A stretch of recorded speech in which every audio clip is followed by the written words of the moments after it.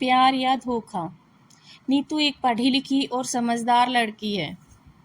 वह परिवार में माता पिता और अपने छोटे भाई और बहन के साथ रहती है। एक दिन अचानक उसको पिताजी की गंभीर बीमारी का पता चलता है। नीतू पर अब उसके छोटे भाई और बहन के साथ पिता के इलाज और घर चलाने का बोझ आ गया था। इसलिए वह नौकरी कर अपने परिवार का गुजारा करने लगी। वो नौकरी करके सारे घर की जिम्मेदारी अच्छे से संभाल रही है। उसे अब अपनी फैमिली के अलावा कुछ नहीं दिखाई दे रहा। पिता और माँ को नीतू पर गर्व है क्योंकि पूरा घर वो अकेले संभाल रही है। नीतू ने इस दौरान कई अच्छे रिश्तों को मना कर दिया। नीतू को पता था कि अभी उसकी जिम्मेदारी बड़ी है। वो अपने घर को ऐसी हालत में छोड़कर शादी नहीं करना चाहती थी। और फिर पता नहीं शादी के बाद कैसा परिवार और पति मिले। इन सब बातों को देखते हुए अभी वो शादी से दूर रहना चाहती थी। इन रिश्तों में से कुछ उनके रिश्तेदारों ने बताए थे। इसलिए रिश्तेदार अब नीतू से थोड़ा जलने लगे। उन्होंने नीतू के लिए अपनी एक सोच बना ली थी। उन्हें लगने लगा था कि नीतू बड़ी घमंडी हो गई है। इस कारण अब रिश्तेदारों ने भी धीरे धीरे बात कम कर दी। एक लड़का कुछ दिनों से नीतू को फॉलो कर रहा होता है। लड़के को नीतू अवॉइड करती है। लड़के का नाम मानव है। मानव नीतू को दूर से ही देखता रहता। कभी उसने ज़्यादा पास आने की कोशिश नहीं की। नीतू को पता था कि वो उसे फॉलो कर रहा है, लेकिन कुछ ही दिन में मानव के बर्ताव से वो समझ गई थी कि वो किस तरह का है। जब नीतू कभी उसके पास से भी गुजरती तो वो दूर होने लगता था, घबरा जाता था। नीतू को मन ही मन उसकी यह बातें अच्छी लगने लगी। उसके दिल के किसी कोने में प्यार ने दस्तक देना शुरू कर दिया था। लेकिन एक दिन अचानक मानव का रिश्ता लेकर उसकी माँ उनके घर आती है। नीतू को पता नहीं था कि ऐसा कुछ होने वाला है। मानव अच्छे पैसे वाली फैमिली से था, इकलौता लड़का था। नीतू के घर वाले इस रिश्ते से काफ़ी खुश थे। मानव की मम्मी ने बताया था कि उनका लड़का नीतू को बहुत पसंद करता है। नीतू को इस बात का पता चला तो उसे समझ नहीं आया कि वो कैसे रिएक्ट करे। अगले दिन जब वो ऑफिस गई तब उसने सोचा कि वो मानव से बात करेगी। मानव उसे दिखाई दिया हमेशा की तरह। वो आज भी थोड़ा दूर ही खड़ा था। नीतू के पैर जैसे जम गए हों। उसने बहुत कोशिश की लेकिन वो आगे नहीं गई। आज नीतू की आंखों में एक अलग ही शर्म आ गई थी। लेकिन फिर कुछ ऐसा हुआ कि नीतू की बची कुची हिम्मत भी टूट गई। मानव अपने साथ एक कटआउट लाया था जिस पर लिखा था, प्लीज़ मैरी मी। नीतू यह देख पिघल गई। नीतू के माता पिता भी इस रिश्ते को लेकर खुश थे। नीतू को भी लगा कि शायद यही वो लड़का है जिसे वो ढूंढ रही थी। इन्हीं सब बातों को ध्यान में रखते हुए उसने शादी के लिए हाँ कह दी। नीतू खुश थी। उसके मन में मानव से बात करने की इच्छा थी, लेकिन मानव की तरफ से कोई पहल नहीं होने के कारण वो भी चुप थी। नीतू को मानव और उसके बीच की यह खामोशी पसंद थी। शादी के लिए दोनों घर वाले जल्दी में थे। इस कारण शादी जल्दी में की गई। शादी पक्की होने के बाद ना तो मानव उसे दिखाई दिया, ना ही उसकी तरफ से कोई फ़ोन आया। मानव शादी के दिन ही उसे कई दिनों बाद दिखाई दिया है। काफ़ी दिनों बाद नीतू ने मानव को देखा था। नीतू के चेहरे पर एक अलग ही चमक थी। वहीं दूसरी ओर मानव बहुत नर्वस लग रहा था। मानव की शादी उसकी मनपसंद लड़की से होने जा रही थी, जिससे वो प्यार करता है। फिर भी उसके चेहरे पर खुशी नहीं है। नीतू को भी यह बात अजीब लगती है। उसको अंदेशा हो जाता है कि कुछ बात है, लेकिन अब सारी बात मानव से बात करने पर ही पता चलती। नीतू और मानव की शादी हो गई और नीतू अपने ससुराल आ गई। आज नीतू की सुहाग रात थी, इसलिए वह मानव का इंतजार कर रही थी। बाहर से कई लोगों की आवाज़ आ रही थी। तभी वो बैठी बैठी सोचती है कि वो उन्हें आवाज़ से कैसे पहचानेगी, क्योंकि अभी तक उसने उनकी आवाज़ सुनी ही नहीं। फिर मानव कमरे में आता है। चेहरे का रंग पूरा उड़ा हुआ रहता है। नीतू एक नज़र चुपके से उठाकर उसे देखती है। वो भी बिस्तर के एक कोने पर बैठ जाता है। कुछ देर बाद नीतू को अजीब सा लगता है, क्योंकि मानव ना कुछ बोलता है और ना ही उसके पास आता है। नीतू को लगता है कि उसे उनके बीच की इस खामोशी को तोड़ना होगा। फिर नीतू ही पहल करती है और कहती है, सुनिए, आप इतने नर्वस मत होइए, मुझे आप पसंद हैं। मानव उसकी ओर मुड़ता है।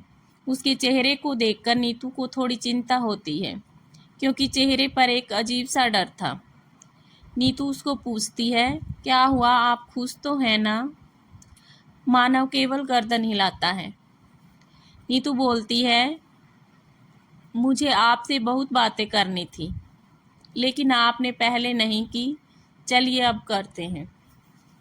मानव अभी भी चुप रहता है। नीतू फिर बोलती है, आप कुछ बोल क्यों नहीं रहे? मानव की आंखों में अब आंसू आ जाते हैं। सुहागरात पर अगर पति की आंखों में आंसू दिखे तो आप सोच सकते हैं कि लड़की की क्या हालत होगी।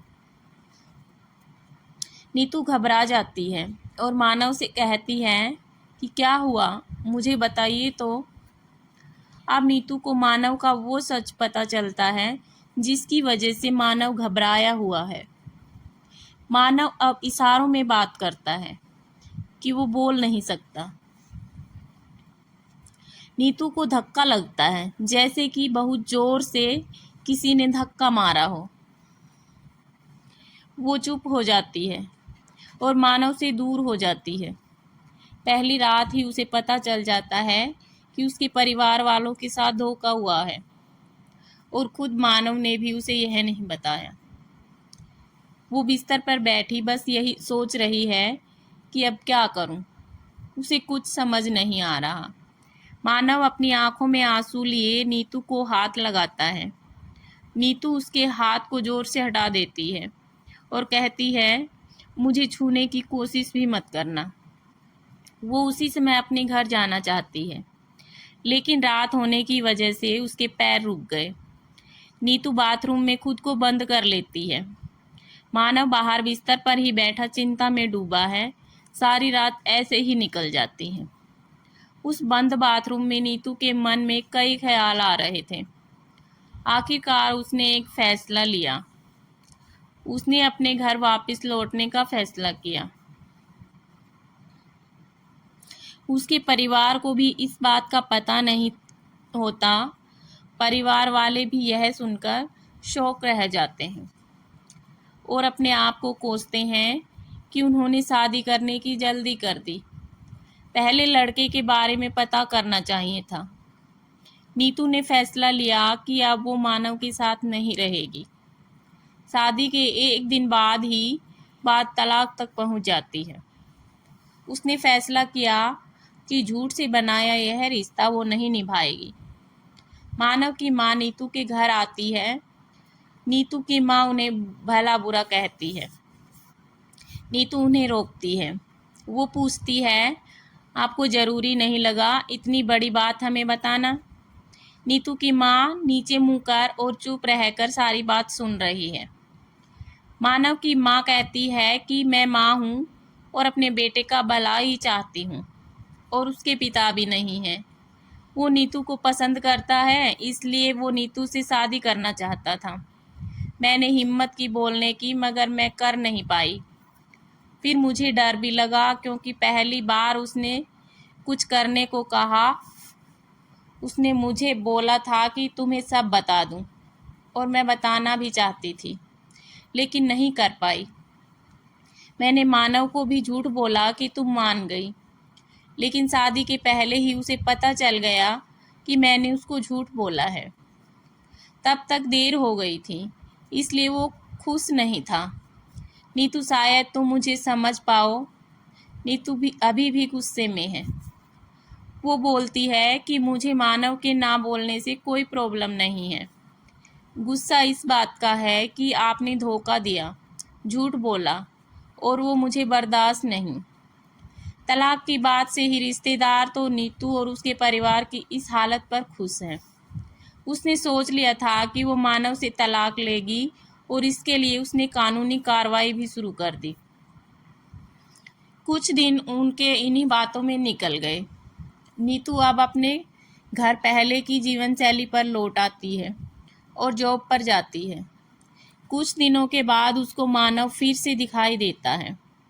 दूर से ही बस अब वो नीतू को देखता है। नीतू के ऑफिस के बाहर वो लगातार आता है। 15 दिनों तक नीतू उसे अवॉइड करती है।